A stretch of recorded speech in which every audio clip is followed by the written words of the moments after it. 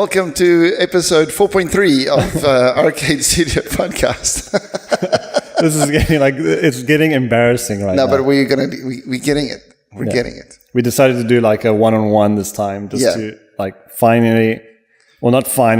just to get the audio levels right and the mics right and fix up all the gremlins. Yeah, because we're as you already said, we're not like audio people, and we're not podcasts at all. So we're learning how to do it, and we've had 3 episodes officially, but we've done 6. Yeah.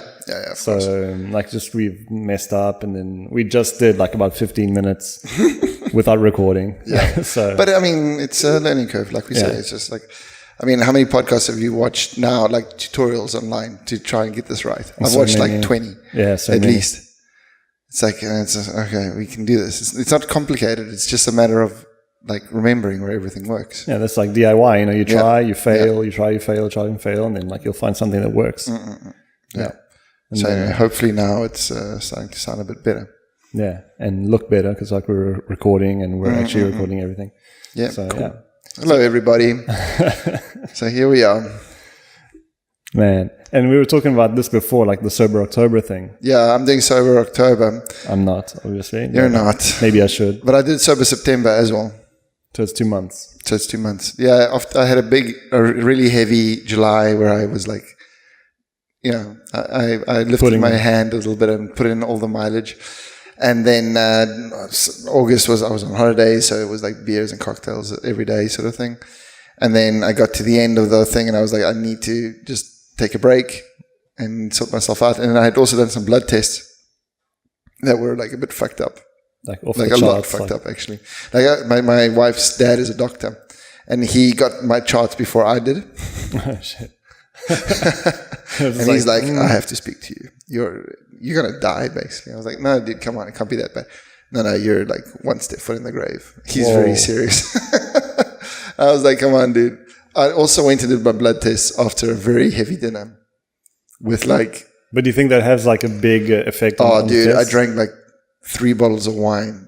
There were 5 of us and we had 3 bottles of wine that night. So I'm sure that has an effect on the blood test. Also, we went to bed at 3 and the blood test was at 7.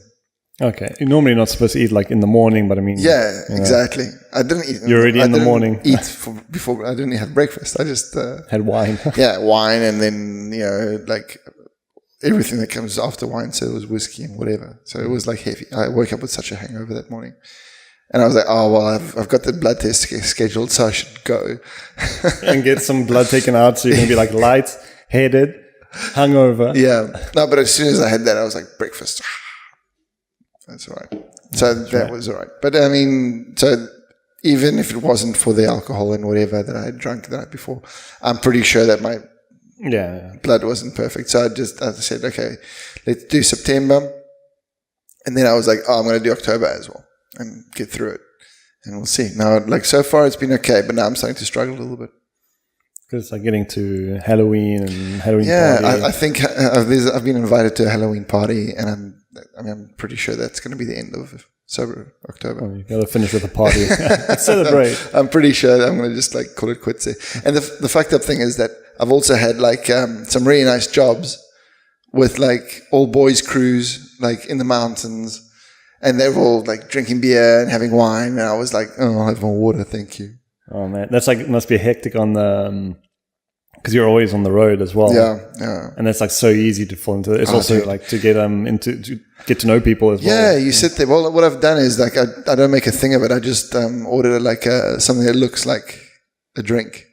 I just go to the bartender and just ask him to make me I don't know, a virgin gin tonic, and it looks like I'm drinking something, and they don't, unless they ask. It doesn't become a thing. It doesn't become a thing that I have to explain for 4 hours. So at the end of it, it's oh, you're doing all right. It was your 10th gin tonic. It's yeah. Fine. Handle my liquor, man.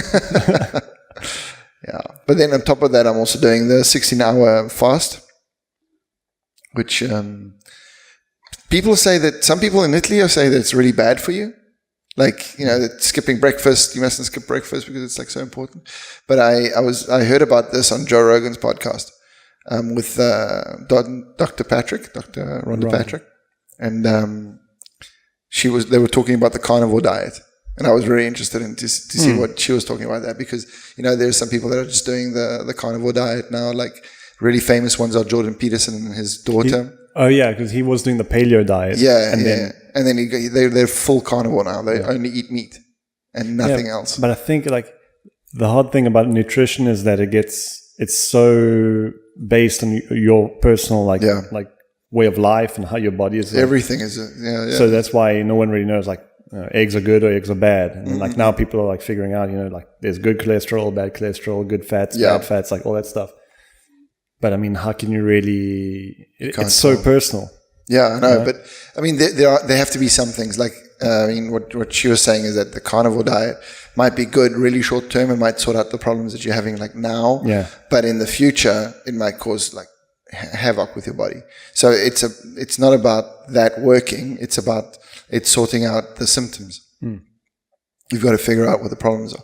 So anyway, she was talking about all sorts of different things. Obviously, what everybody says, it's a balanced diet.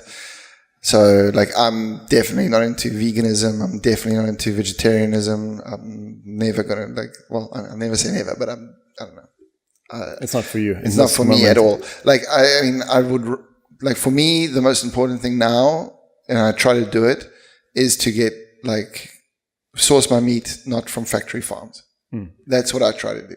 That's the only thing that I'm doing to just try to figure out help the planet a little bit. That kind of thing. Ethical and also try to keep healthy. it a little bit more ethical. I mean, still something's dying to feed you, but I don't know. I feel that I need that meat. I feel that with my way of life, to start thinking about taking B12 supplements and missioning around to try and eat properly, it's gonna take so much out of what I do every day. I don't have time to think about what I'm eating.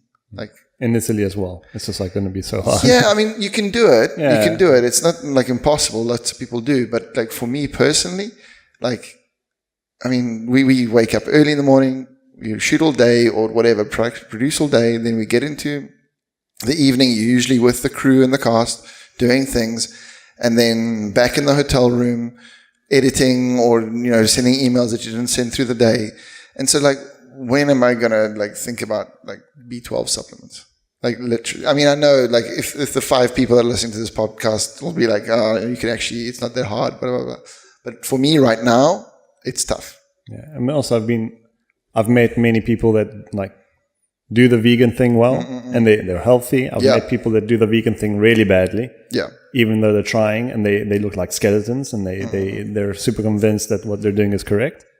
And you're just okay, dude, you got to start eating something other than Yeah, but even just shellfish, clams and mussels. I mean, those things are dumb as fuck. The plants are probably smarter than them. So yeah, that's the whole thing. I've always had a weird feeling about people saying, they draw a line between intelligent life forms, and they're okay, that thing has eyebrows, so that I'm not going to eat that because it can be make a funny face. Cute. It looks cute. It's got fur and stuff. But then they consider mushrooms, fungi and plants among the most intelligent life forms ever. And we don't think twice about How do you think? Really, I didn't know about that. I saw this one. Intelligent. Yeah, I saw this one biologist talking about. I can't remember the actual name of the fungus, but it's they in Japan they did this experiment where they took this fungus and they mapped out with food the Tokyo, the main cities of Tokyo. Oh, the main areas. In Japan. So I think, or in Japan or in Tokyo, I can't remember exactly. I think it was a city. It was Tokyo, and they mapped out the main quarters, the main subway stations. Okay.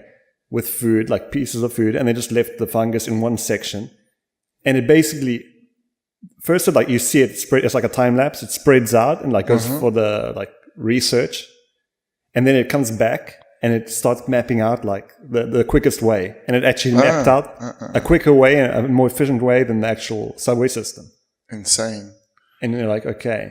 And then there's this whole research on, why there are meadows in a forest and why like certain plants are in certain positions, and like who actually who thinks that, and they think it's all like fungus. So but do you think it's planned, or do you think it's just? I mean, I don't think they're thinking. I think they just like they do things. Yeah, well, if they were thinking, I think we would be pretty fucked. It'd be like exactly, they're aliens. They're everywhere. But it depends on what you think thinking is. I mean, it's instinct, but they're doing like really strategic, instinct like based things.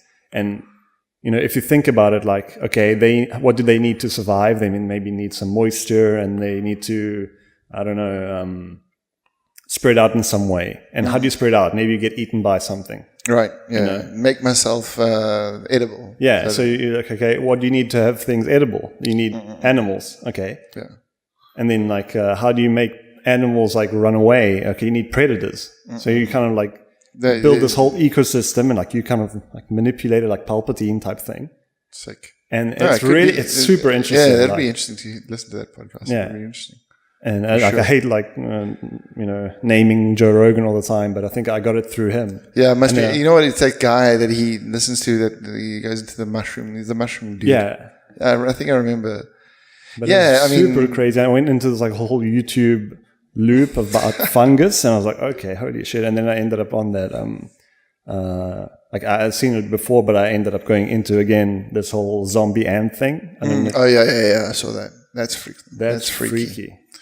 And that starts making you think about like how in control of your movements and stuff are you really? Like that's a whole different. Yeah, well, then if you start thinking about how much life you have inside of you, because we're not like, we think of ourselves as like one thing, but we're not. We're like lots of little things that like all together. come together, and it's like it's freaky if you start thinking about it. Yeah, and you can't really get too much into it because otherwise you don't like. And everything eats everything else. Yeah, constantly. It's crazy. But that zombie ant thing, if anyone who's listening, just check out zombie ant.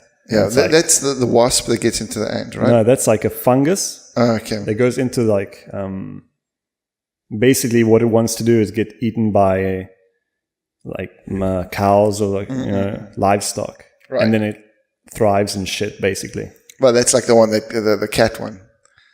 Yeah, it's pretty much the same thing, but they're like they do. That's like it plays on like rats and like the sexual attraction, But I mean, this is just like this mushroom that gets it, or like a fungus, a parasite that goes into the brain of the ant. And like it starts controlling it, and it starts moving it up to the highest point of a leaf or like grass or something, so it can get eaten by the cows, and then it gives like it starts spreading in the. That's fucked up. Nature's scary. Dude. It's scary as fuck. But there's also a wasp that stings another animal, like another type of wasp or something like that, and it starts manipulating it, and it controls it like a little puppeteer. Crazy. I gotta check it out. That's like it's also another one of those freaky things out. I think it's also again with an ant or something like that, and it just takes over its body. And it just like does whatever the fuck it wants with it. Puts its babies inside, I think. And they use these ants as like storage for... I can't remember exactly the story, but it's something like that. It's another one of those... Really freaky. Like gross. Like of all the insects, like I'm not that like freaked out when it comes to ants and like grasshoppers or... Yeah. Or like the rhino ants, like the ones with like, they look really cool. They look pretty clean and stuff. Yeah. But this whole thing, like I'm itching, like I'm scratching my leg right now. It's like really itchy. So just thinking about like these little things walking around. And, man, that's like a whole world. It's like fucked up. Like the slave ants, they go on slave raids, and they do all these like crazy strategic little, I'm going to attack you here. So everyone goes like to that side of the mound. And then from the other side, I'm going to send in like my lava like grabbers, and then we'll raise those ants as slaves. And you're like, whoa, that's like pretty madness. That's madness, man. So we're like basically we're the best population in the world because we actually like think about other animals and stuff like that.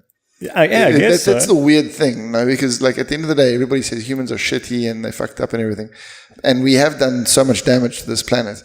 But at the same time, we actually do think about like how like that animal is doing and that animal is doing. Obviously, we prefer the cute ones to the ugly ones, But in general, like most people think about it, then most people eat animals. Yeah, but it's like... But you didn't say like, fuck you. Like, it's not like, fuck you, you're like, you have to die. Yeah. It's sort of just like, I'm quite grateful that there are tasty four-legged animals out there. Yummy. Yeah. Someone's going to maybe write an ugly comment. I know some people. I have friends. Okay, we should get them on a minute. I can do Well, like, what's her name? Allegra from last week. She's vegan. Oh, wow. Yeah. Sorry, Allegra. This didn't come up that time. I wonder if there's going to be next time. No, it should be. It should be fine. No, but it's all right. Yeah. So what's new with you? I'm just like been working a lot and nothing really much to get into. The light just went out. Yeah. Okay, we'll just leave it. Yeah. And I'm busy editing. Like in May, we did a skateboarding trip to New York, and we decided to shoot everything on iPhone for various reasons. We wanted to like obviously have fun skating in the city and not having like bags on our backs and stuff. And there's always one person that has to take it. And I didn't want to be that guy this time. I wanted to skate New York. Like I'd already been there like twice, and I never skated how I wanted. So I was like, okay, this time I just want to have like a bag, like a little, how do you call those things? Like fanny pack. Fanny pack, but like I hold it like to be cool. I have it on my shoulder. But yeah, like a little fanny pack and with everything inside. So I figured out like this whole iPhone setup. And we had like an anamorphic lens for the iPhone. Oh, that's sick. Yeah, so I've just been trying to edit that, and it should be coming out. Like we just put out the trailer, and then we'll put out something. Yeah, the trailer looks sick. It came out really well, actually. I'm really stoked. Looks great. It's nice in that format. Yeah, it's weird to see it like that. Yeah, it's so cool. Like it's so wide that Instagram like couldn't fit the whole thing in, so we like exported it specifically. But yeah, it's fun. Just like experimenting different things, and the fisheye was really cool. The format of the files is just like a bitch.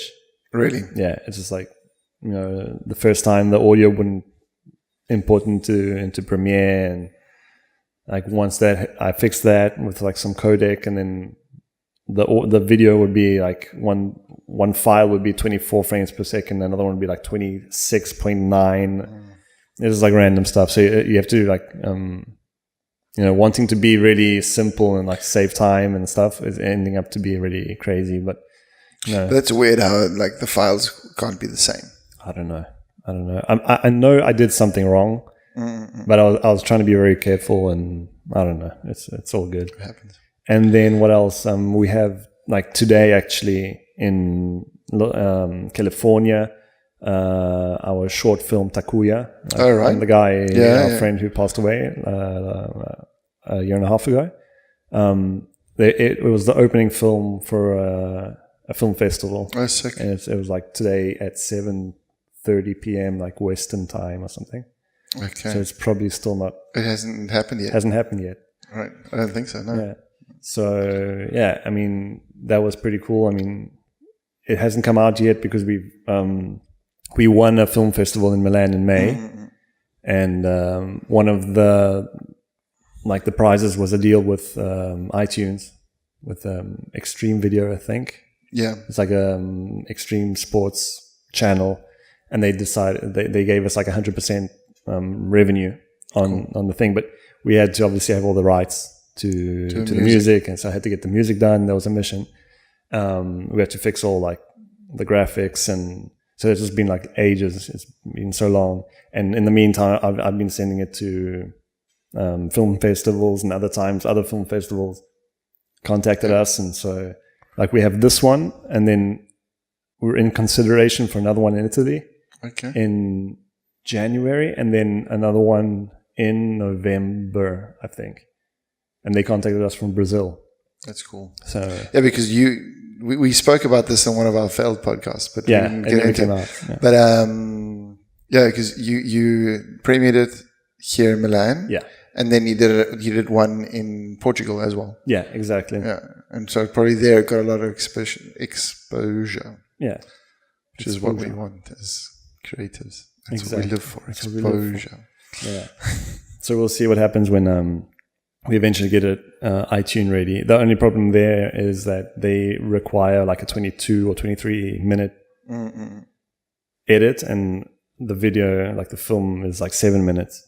Yeah. So we're just going to figure out a way. Short. Yeah, it's like really short. Just loop it. Yeah, we might as well just loop it, or just like have all the footage that's in it and just put it raw, like they used to do in old bodyboarding videos and skate videos. Just have like bonus footage, raw, uncut. Oh, that could be cool, actually. And just like get into the life of this guy, Takuya, who was that could be very cool. I like that. It's like 14 minutes of just like him talking. Yeah. Just randomness. Yeah. It's like really long credits. You know, it could be like that. Yeah. I think that could be super nice, actually. So if this ever comes out, and it'll be good. There might be a donate button or like a buy button, and it's like if like all the money is going to go to the family. So I mean, that'll be cool. Yeah, we'll see. All $5 of. How's the family doing? Like the kid is growing up like really quickly.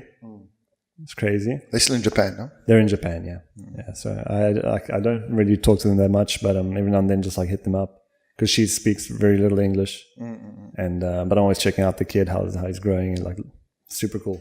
Legend. Yeah. It's a sad story though. Yeah, but I mean, you know, that's what happens. Life happens, unfortunately. So, and what about you? Also, just been super crazy busy. Just like the last week was another week of ecom, and then the week before I did like 3 tutorials back to back, and now I've got another couple of weeks of bit of hectic stuff. I'm going up to Courmayeur for a Christmas shoot where everybody wants snow, but we're not going to have snow, I don't think, because it's too early in the season.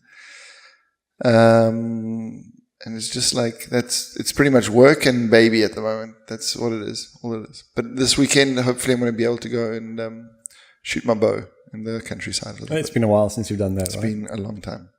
Yeah, too long. Yeah, because I haven't been able to go to in Italy to get like access to an archery site. You have to do the course, and so you have to do like a 10-day course with them. So it's 10 weekends. I don't have 10 weekends to do it, so it's like, well, all I do is I wait till I can go into the countryside, and we got a field where we can go and just fuck around and shoot arrows. That's okay. That's the only way I can do it. And so it's been pretty much since August that I haven't shot my bow. But I've been practicing with, I've got an Accubow, which is like... What is that? An Accubow is just like, it's an archery practice bow. So it's like, it's got a carbon fiber like bow structure, and then it's got an elastic in the back that you pull. You can tighten it to whatever strength you need. And then you use your release that you have as well. So like you hook it up as a normal like bow string would be. Like the actual piece comes off and use it there. Okay. Well, you got when you're shooting compounds, you don't really use your fingers that much. I mean, there are people that do, but you usually use a release of some sort. Mine's like a wrist release. So it's wrapped around my wrist and it comes through my hand, and it's got like a little trigger, and it's got little calipers that hold the string. Okay. Hold a piece of it, it's called a D-loop. From the string, this little loop comes out, and you hook it onto that. And so you pull back on that. So it stays tight until you need to like let it go. It's not about staying tight. It's about, you don't put any stress on your fingers, and you can, once you have it dialed in, you just caress the little trigger, and every time you're releasing the same way. So your fingers, because otherwise you need to learn.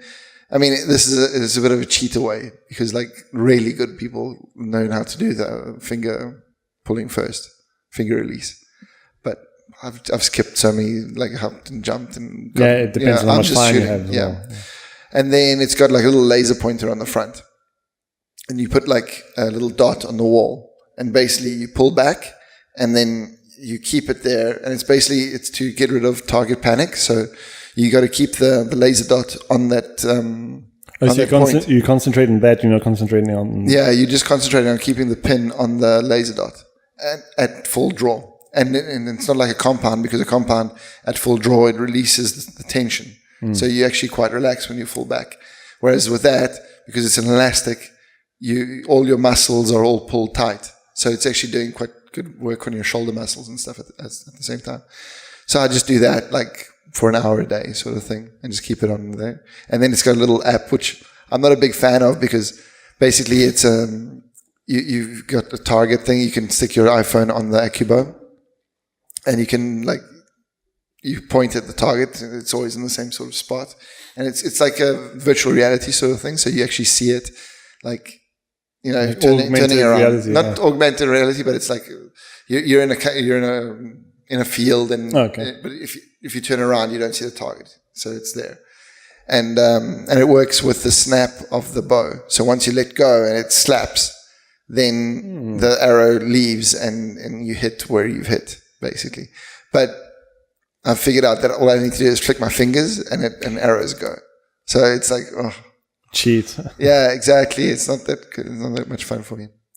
But and you can also hunt, sort of thing. But I think they need to develop it a little bit more. I think if they start selling more bows and more people are using it, then maybe they'll develop it a little bit more. I think it's just a bit of a game. So it's basically an app that's connected to the brand that makes it. Accubow makes the app. Okay, and that's a bow as well. Yeah. They only make this practice bow. Oh, okay. I didn't get the. Okay. Yeah, they call it Accubow. They make this little practice bow thing, which is cool. I mean, it's mainly to get rid of this thing called target panic, which is when you're on the target and you start wandering around because you start thinking too much. It's that actually happens a lot outside of bow hunting, I guess. Exactly. It happens on everything, I think. And it's just a way to just keep yourself focused and learn how to breathe and learn how to relax all your muscles before you release, and practice releasing in the same way if you can't get onto the range. But it's not But it hasn't changed the way you look at other things? No, not really. No, but I'm not a fanatic. Not just a fan. I'm not one of those people that overthinks that kind of thing. My philosophy of life is developed through what I read, and not so much with what I do.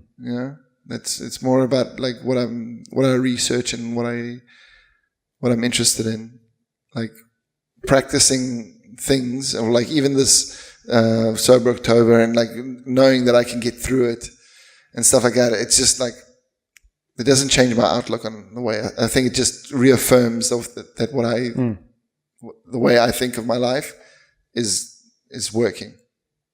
Oh, okay, yeah. Yeah. I thought what you do with your life is working, actually working, but not what you think. I heard that in a different way. Yeah. Because it seemed the way you said it was working on things, actually physically working is what gives you you're not reason to live, but I just mean it gives you motivation. But you were saying it in a different way. Almost the opposite. Not working. Yeah, exactly. Not working. No, it's almost the opposite. It's actually my reason to live is it's hard to say really. It's just it's a matter of I want to live my life doing things that I enjoy doing. So, but I don't feel that doing that thing gives me the reason to live. Okay. It could be that thing, it could be another thing. I need to figure out. Yeah, I think it's an appreciation thing, maybe. Yeah, it's more appreciation. I think I like doing things well. So it's I like getting into things and learning how to do things properly and that kind of stuff. But I think what I'm trying to say is that my perception of where I am and where I want to be is quite strong. I have a very good focused point of view on that. Okay. So, and I've always sort of had that, growing up. I mean, the targets have changed, but when a target changed, I was okay, now I'm doing that thing. So doing that, having that security, which might be falsely placed, it might be totally fucked up, but I have it. It means that when I do something that I don't get right, or if I do something that I love doing but is not giving me happiness in that moment, it doesn't hit me like a brick wall, if I don't get it right, because I know that it's just a step to where I want to be anyway. And I am... you already know that you can get there. Yeah, exactly. You just got to go through the process. Exactly. It's just a process. So maybe learning how to shoot a bow has taught me or reaffirmed that if I put my mind to something, I will learn how to do it. More than, I was unfocused and now learning how to shoot a bow has focused me. I think it's more that. Yeah. Yeah. Because like you didn't have like that kind of moment where you're like, okay, my life has changed, like because I've done this and I can apply it to everything. No, It's exactly. like a lot of people say that kind of thing, but no one really ever talks about that. Yeah. Like what you just said. Yeah. Because I'm like totally different. I've changed in like growing up, like after I'd say after 31, 32, I started having more like a clearer idea of what I can do and what I'd like to do. Yeah. We're not recording anymore. No, we're fine. But like until my 30s, I was just like, okay, I'm just going to see what happens. Like that's just like the whole thing. I'm going to do what I can as well as I can. I'm going to learn, to do different things like in the heat of the moment. Okay, you're going to do this job. Mm-hmm. You're going to have to learn how to do, I don't know, you're going to have to learn how to do flash animation. Okay, shit. I'm going to learn. Okay, I might not do it properly in an orthodox way. Like I'm totally unorthodox in everything I do. So, but it was never with, okay, wow, I can do flash animation. Now I'm going to do, I don't know, like some other animation or just like become like a crazy animator or whatever, Did you not have like ambition? No, it wasn't. You weren't unfocused though. You just didn't know what you wanted to do. But you were skating. You were focused on that. I was focused on that because it was just really enjoyable. But even skateboarding, I wasn't. And to this day, I don't have a technique which is I see other people skate, and I'm like, okay, I don't skate like that. Yeah. I don't have that mentality. I can't like put my feet in that position and do the same movement all the time. And it's like, but I'm the same. It's like I have to find my own way to do things. I don't know if this is like, it's probably just like, it's discipline. It's discipline, but it's also just like finding an easy way for you to do things that you see other people doing. Okay. Yeah. Like in the editing world, like coming from skate video editing and not even like learning. Like I didn't really look at skate videos and try to understand, okay, look at this angle and how they did that, how did they set the camera. I was just like, okay, I'm just going to do it, just see what happens. Like not thinking about too much stuff. And you eventually find like a standard. You're like, okay, this works. This is why it works. And then, I became more curious because I want to do like things better. So I'm going to be like, okay, I'm going to study and look at videos and whatever. But I mean, like, coming from a skate video world where you have to show like the whole clip, start, middle, finish, like everything, and it's like pretty slow. And you go into a world where like the editing in like commercial editing or video editing or like movie editing, it's like totally different. You just like show the beginning or the end. Yeah, of the you like movement. show the apex, like the main moment, or like you just show a moment when like nothing happens. You have to like really think about that stuff. And I didn't. For the longest time, I just, acted as if it was a technical thing. Okay, I'm the editor, the technical editor, tell me what to do. Yeah. And then I ended up learning like all sorts of stuff. That's part of it, no? That's part of it, yeah. But you didn't break yourself down because you didn't know that thing. You just learned it. Yeah, that's where I'm trying to get to. That's it's like maybe like my strength, I think. Because I've after years, I've figured out that I'm a control freak, and it's hard for me to let things go. And I want to be the person that does like a lot of this stuff. Yeah. And that can be very hectic, for other people as well, because maybe they want to have like their shine or they want to do something, and that's something I've had to learn how to let go of in the last couple of years. But I mean, I've also began to embrace it and figure out from there, like to actually understand. The first step of having a problem, like knowing you have a problem is admitting you have a problem. But it's not like a problem. It's like that philosophy works for everything. The way to like know you have a strength is when you admit you have a strength. Because like sometimes that's also a bit of a weird thing. Yeah. You have to. Like, you have to know that you've got something. Because I'm like my whole life is based on like the word depends. Everything just depends. Yeah. Like, are you ambitious? Well, that depends what ambitious means. I wasn't ambitious and then I became ambitious, but like up to a certain point. Yeah. And are you a control freak? Yes, but it depends. It depends on like the project. It depends on how involved I am. And like compared to other control freaks. Yeah, exactly. So it's just like everything is like that. Yeah. So like even just talking, you know, I'm not a very like synthetic person. I can't like mash a whole lot of information into like a 1E equals MC squared perfect little equation. I'm like, I go all over the place. Yeah. And which is weird.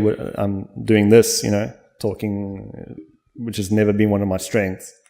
But I just want to get into it. I want to know what it's like.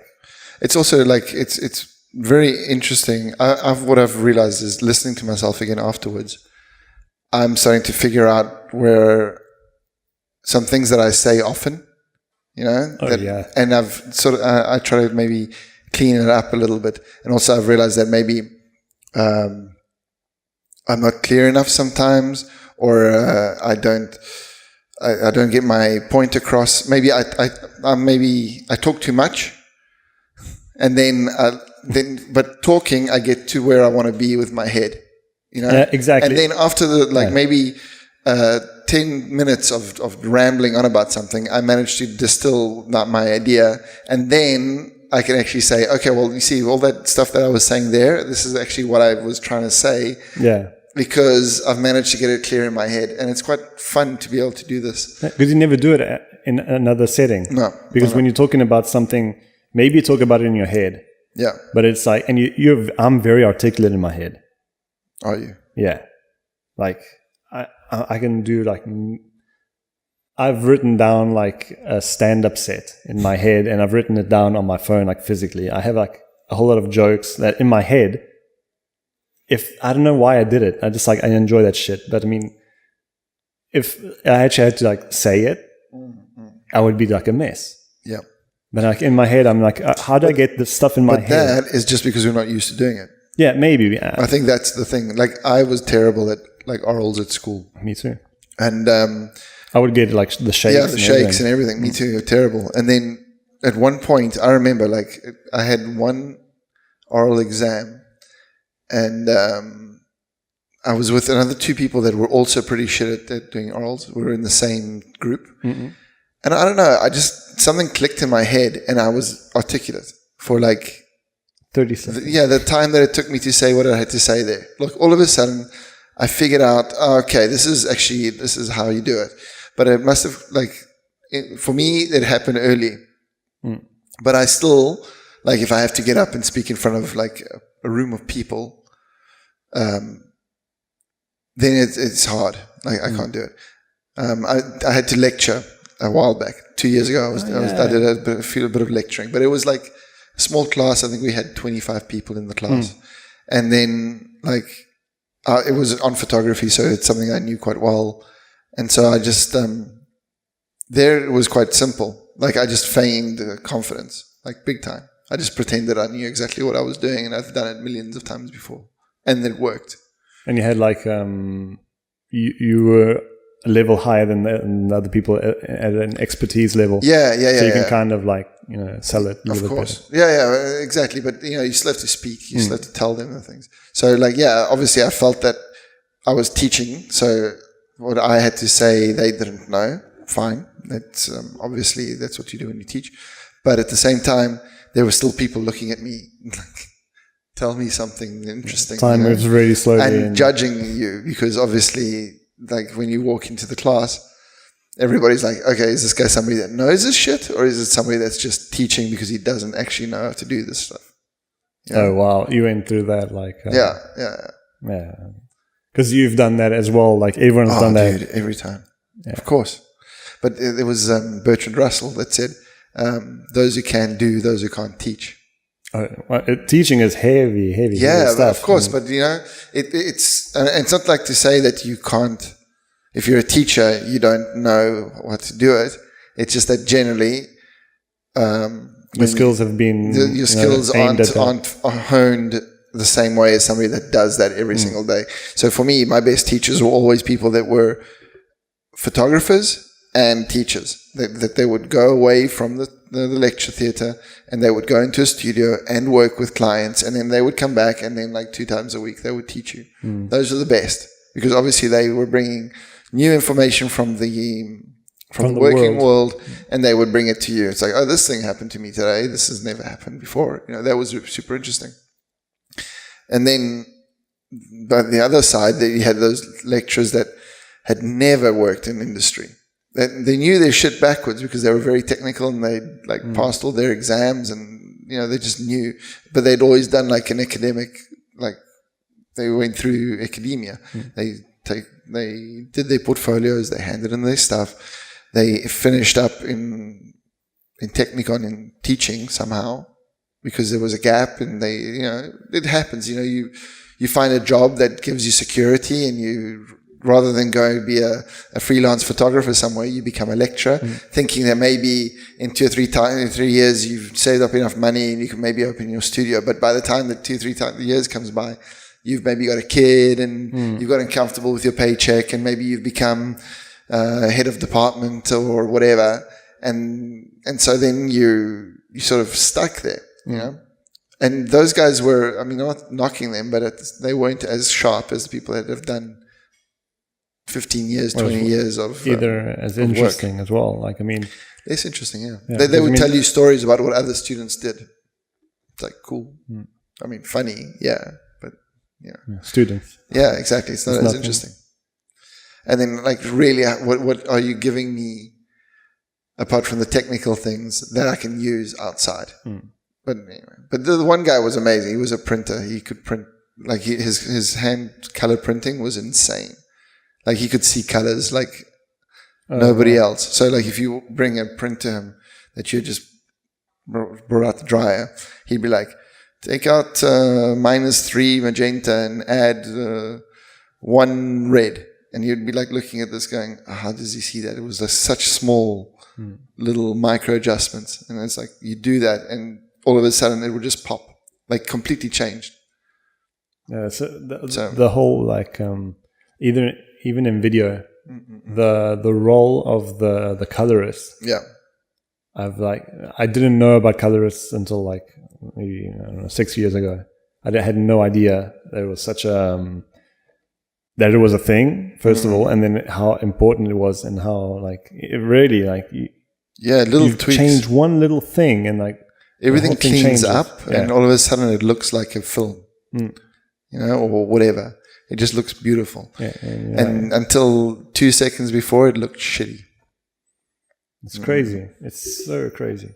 Yeah, no, grading is quite fun. I like it on my photographs, like sitting there working on the pictures and the images and the colors, and it's really a mission on film, on video. Like, I would not like to do that as a grader. I try. I do my little bit here and there, but it's such, like, have you used DaVinci Resolve? I've tried using it. Yeah, I've used it enough to know that I don't like doing color. Like, I like doing color grading to a certain point just to see how it changes. Simple, yeah. But I can't get into it. It's way too technical. Yeah. And I'm not that I don't know. I don't have that visual.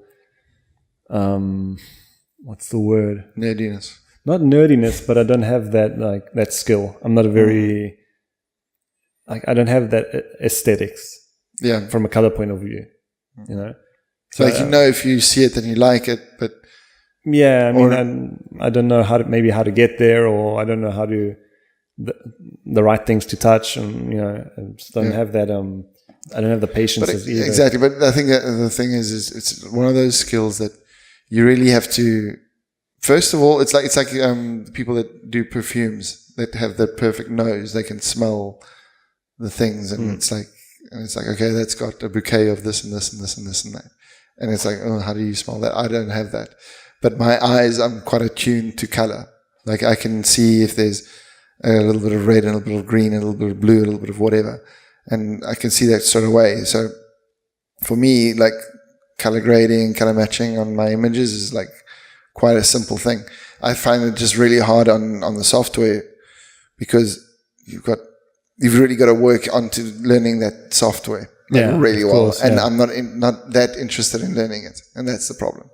If I got into it, I would probably learn and be quite good at it. But at the moment, I'm not interested at all. Yeah. So that's the thing. It's interest. Because I think you would pick it up as well. Like once you've learned the basics of how to tell a color from another, like it sounds silly, but it's like if there's a gray piece of card, there are ways that you can tell, go and find the right color that it actually is. It looks red, but it's actually magenta. And to get rid of it, you take out yellow, something like that. Yeah. I think the whole thing is, obviously it's interesting. Otherwise, just make it black and white. Yeah, just make it black and white and just like up the contrast and you're fine. Add some grain. I like a lot of grainy stuff as well. Yeah. And like the things I like is very, they're very out. Lo-fi. Lo-fi in general. So I don't mind if something gets a little bit fucked up. Yeah. But I realize that it's very personal, it's very me, because a lot of people don't like that. And when I've done some stuff where I've worked like maybe an hour or 2 hours in the color and like, oh, this came out really well. And then like, don't like it. Try it don't again. like it. The color's all fucked up, man. I'm like, okay, shit, you do it. Yeah. And then you see it and you're like, okay, I understand what you're talking about. Yeah. I get it. It's weird. I just don't have that that like filter, that quality control. And I think it's also because I don't get interested because it's very static. Like I enjoy doing photo retouching, like photo color retouching, like with Lightroom and stuff like that. And because you actually see the whole thing change and it's a little bit more dynamic. You can play a little bit more, but on video, because like a lot of them don't even look at the frame. Yeah, the video frame. They're looking at all their little like graphs and stuff. I'm like, okay, that's not for me. Yeah, that's what they do. They don't even look. They don't look at the frame at all. They just like, okay, we'll pop this graph up and do this thing here. How do you want it? And that and that. Okay, do it like cool. this then. I mean, they're magicians in my point. Yeah, it's crazy. And mathematicians. Yeah, it looks like one of those guys. But that's why they get paid proper money as well. Yeah, they get like all the cash. And there aren't that many. No, I know. But I think also because people don't know about it. Like literally, like when you go, unless you go to film school, then maybe you learn it. You don't know that role exists. Yeah, you don't know that role exists. You have to be interested in film. But I think there are lots of people that aren't interested in film that would be really good at that. And like super nerdy people that like would just sit there in a dark room and until those graphs were perfect, and they would get joy out of that. But because they don't know, they think, oh, the movie industry and blah, blah, blah. I'll go code or something like that. Oh, maybe, yeah. Or do like compositing or something really technical, nerdy thing. Yeah, I don't know. It's weird. It's crazy. There's so many roles and, jobs out there that you don't even know exist. Yeah. And then when you figure out, you're like, in the beginning, maybe say, okay, who really does that? And then you start getting into it and it's like, wow, it's such a big thing and it's so important. And that's like, okay, I understand why there are 500 people on the set, like in the credits. And, that one guy that has like that title that no one knows what it is. Yeah. He did something that, aided what you just watched. Okay, cool. Like my friend does compositing for Industrial Light and Magic. Industrial Light and Magic, I think. Yeah, the George Lucas one. Yeah, and like I didn't really know what it meant, like doing that stuff. And you would see his Instagram posts and stuff, and a lot of these nodes and like little boxes of graphics with like lines. It's really technical stuff, and it's just basically maybe he did. Like some scenes in Star Wars where it's just like had to composite one scene, and he was maybe doing, I don't know, like the shadow of the Millennium Falcon going over like a desert sand. Can you imagine just working on a shadow for like 3 weeks, 3 months? And it's like a split second. Okay, but it was perfect. Yeah. And it's just crazy, and you start appreciating the whole movie more because you know that some guy spent like a week just doing that one scene. It's insane. But it's like a really big machine. Yeah, but it's like it's all really important. Like the difference also between, we always see it between photo shoots. Now what's happened is a big trend to have photo shoots and video shoots together to save money. Yeah. Which is a bit of a fuck up because nobody has the time. And the video shoot costs more, so they always have loads of time, and you have like 5 seconds to take the picture, which is going on billboards and everything all over the place. You're just taking a picture, but it's like a second.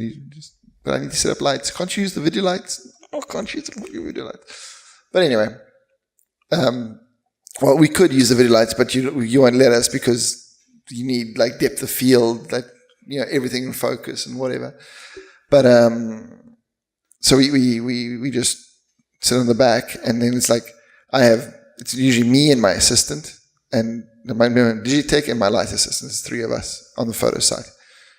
And on the other side, on the video side, there's like 20 guys, and we're pretty much doing the same lighting. But like there, everybody's like super relaxed. Everybody has like one thing to do, and they do that thing perfectly. Whereas on my side, everyone's like running, like, okay, put up the light. Okay, find electricity. Okay, you're backing up and importing and checking focus and all that kind of stuff. A time thing? It's it's an expense thing. Time, I mean, if I had more time, people wouldn't be running around as much. That's what I meant, yeah. Of course. But that's gone. And then, or if I had more people, so more money, then time wouldn't be as much of an issue. I would just have like 10 guys, and like one guy would be holding one light and the other guy would be holding the other. I would get rid of stands and just like, okay, you guys have finished the scene. Okay, 10 guys, you're all C stands. Run in, hold the lights where I told you to hold them, and we'll shoot. And then you guys go out again, and everybody's happy. But that means 10 guys paid at least $100 each, at least. And so it's an extra grand a day, just to have like human stands. It's just like the importance has flipped. Yeah. Well, in what way? Like I mean, like video, it used to be second. No, but not that kind of, no, because you're thinking like backstages and that kind of stuff. Video has always been like, I think, more costly than, the thing is, video, the people that work on video, they're all syndicated. So they have set fees, and they have set times that they can work. And if they work for more than 8 hours, then you have to pay them extra. So, they've got, what's it called? When like the group of union, they're unionized. Whereas like on the photography, so that's all like, you can't not do that. And you have to have a certain amount of people for a set. Like there's one guy that's an electrician, he does that, and he's got his assistants. And then there's one guy that is the gaffer, and that's his job, and he's got his assistants. And so, and it's all like, you can't not have those figures. The lighting guy is not gonna touch the power cable. It's like, I put up my lights and you give me cable, you give me power for it. That's how it works. Whereas in photography, nobody's unionized.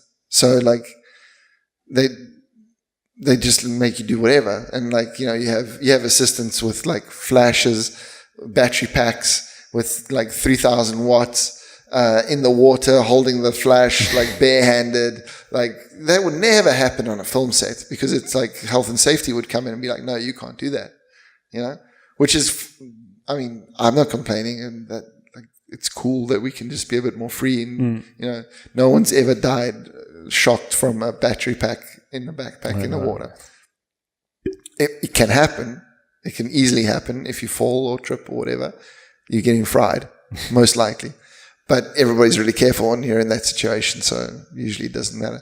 But so that's why I think like video has always been super expensive, so they invested all the money there. Photography came second, and then usually on a photography set, they would have like a backstage crew or like an Instagram crew or something like that, doing a little bit of extra. In the last 3-4 years, they just like, okay, we're doing the campaign for blah, blah, blah.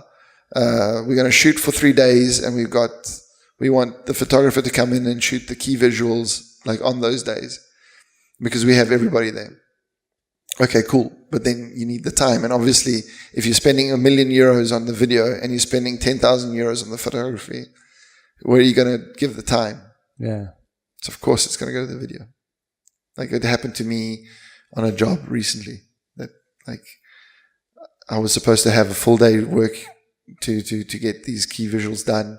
And then at the end of the day, we finished really late the night before on the film. So we had a call time at 12 in the morning so that the electricians and everybody had their 8 hours off time or whatever. We get to the location. And I was supposed to be there at 9, so it's already 3 hours missing. So we got a bit early, tried to start setting up lights, but it was all dark and whatever, so we didn't have any electricity. And then everybody came in, clients came in, we started shooting, we sort of got the shot done. And then at 3 o'clock, everyone's like, okay, we got to go because we got flights at 5. It's like, shit. What? Wait a second, that wasn't the plan. Like you were supposed to leave here at 5. It's like, oh no, but it's fine. We got it done. So at the end of the day, I had like 3.5 hours to get my key visuals done, plus all the Instagram stuff and everything. We got it. Yeah, but I mean, but we could have done much better. You know, then there were problems with the set, and we had to figure out how to fix them. And we sort of figured them out, and we sort of fixed them. But if we had like 2 hours more, we could have said, okay, we got that picture. Let's try and completely change it and see if we can do something else with this thing. No? Obviously you can't. And then I'm sure something much better would have come out if we had 2 hours more. Like everybody would have been like super happy with what it would have come out. But that's how it goes. It's like no more time. No more time. No more time. No more money. It's crazy though. But it seems like it's starting to get a little bit better though. Not really. No. We get requests every single day for like, we're shooting this commercial. We need to shoot the key visual on the same day. It's like, okay, we need 3 hours to shoot one key visual. Please. Or whatever. You know, maybe that's exaggerating. But and don't they do like separate sets? Like that's what we kind of try to do all the time when we shoot like a... That's ideal. Ideally, you want 2 sets, like maybe 2 studios. And you're just like, maybe you're just waiting for the talent. Yeah, you know? Exactly. Well, that's ideal if you can do that. But often like they do like they build a set. Like something that's crazy expensive. Oh yeah, and then you have to shoot on that set, and of course, like until the client is happy with what you shot on the film and that stuff, they're not going to let the photography crew in there. So we're always just waiting, twiddling our thumbs, and it looks really shitty as well because you're there like 4 hours, and you've sort of done a light setup when you could. And then you just sit and wait, and you try to look busy. You're looking at the computer and you're testing photographs, and then when they really stop, you sort of put up the lights and you do a quick test again and make sure everything's good. But you look like a tit at the end of the day because you're just like sitting there doing nothing, and eating. They probably say, "Oh, photographers never do anything." Yeah, they're just sitting around like fuck all. I've paid them for the whole day. Yeah. Yeah, like it's pretty crazy. It's fucked up actually. Yeah, no, it's tough. I mean, obviously the work needs to look like it's been shot on like a day's worth of shooting with a pre-light the day before. Maybe you get in there, you set everything up. Like ideally, like in the best case scenario, you get in the day before, in the morning, you do like a couple of tests of light, pre-lights and whatever. Then in the afternoon, the art director or the creative director comes in and we look at the images together and we decide exactly what light you're going to do. You set that in, you dial that in. Then everybody goes home and sleeps. Then you come in the next day with the client, with the talent, and you just work on the talent and you just work on getting the picture done. But you think it's a little bit more like for the client? Let's leave the fact that a lot of the time they don't know the different, like they don't know exactly what it takes to do certain things because, you know, you're just taking a video, you're just taking a photo, you know, just do it. They don't realize the actual times and the pain and the work involved. Yeah. But I think being on a video set is a little bit more intoxicating rather than being, because you can actually be a part of it. Yeah, because you can watch it. Yeah, and you hear, okay, and action and cut. And it's a little bit more of a show, and people get more intoxicated by being there, and they feel really important. And then they come with the video and have your monitor. Exactly. You got your little stage, and you're sitting there you got the client room with the big monitor, and they can be like, yeah, we like this one. And then there's the producer. Yes, they like number 4. Can we please see number 3 again? Slow motion, back to front. Okay, cool. It's run like it a whole through. show, yeah. Yeah. So they very like cuddled. Whereas with photography, I mean, we have the double monitors and we can do that kind of thing, and we have iPads with the images popping up. But I mean, there's lots less of the show. Mm-mm. I don't know. I mean, it depends also on the photographer. You know, like how much they engage everybody. Like ideally, also on a commercial shoot, you have photographer speaks to creative director, and creative director speaks to client. That's ideal. So you have the middleman. Yeah, because he's the guy that sold the idea to the client. No, of course, me. yeah. And whatever the client isn't happy with, he must tell him so that he can tell me how to fix it. You know, exactly. Or not how to fix it, but what he needs fixed. And then I can sort of work it out. I mean, of course, you can make that shorter and everybody talks together, but then it becomes like a weird triangle thing where like the power gets divided into three, where I think creative director should have full power on the set, that because it's his baby or her baby. And then I'm there to help him create his vision. And the client is there to protect their interest. Yeah, to protect their interest. And I think that's where it works out perfectly. When that happens and everything works out smoothly. Does that happen? Yeah. A lot of times. Yeah, it happens. It happens often. It happens, and then that's when everything just goes super smooth, and like everybody's happy at the end of the day. And you don't get that phone call like 10 days later, which is like, oh, but you know, we thought that something different would come out. It's like, what do you mean? I showed you pictures the whole way through. That's the worst. Yeah. It's like, come on. You've approved everything like beforehand. You were there. You saw everything, and now it's like 10 days later. Oh, but I saw some images that I liked more than the ones that you put in your select. How am I going to find those images that you liked? Because they will never remember. They're them in your mind anyway. You didn't see those images. You saw some images that in that moment, because that's another thing when you're on set, especially for clients that aren't used to it. They're like, oh, there's makeup artists and there's models and everything's happening. And, oh, this is so much fun and we're in a beautiful location and everything's cool. And so they get a little bit intoxicated and everything looks pretty.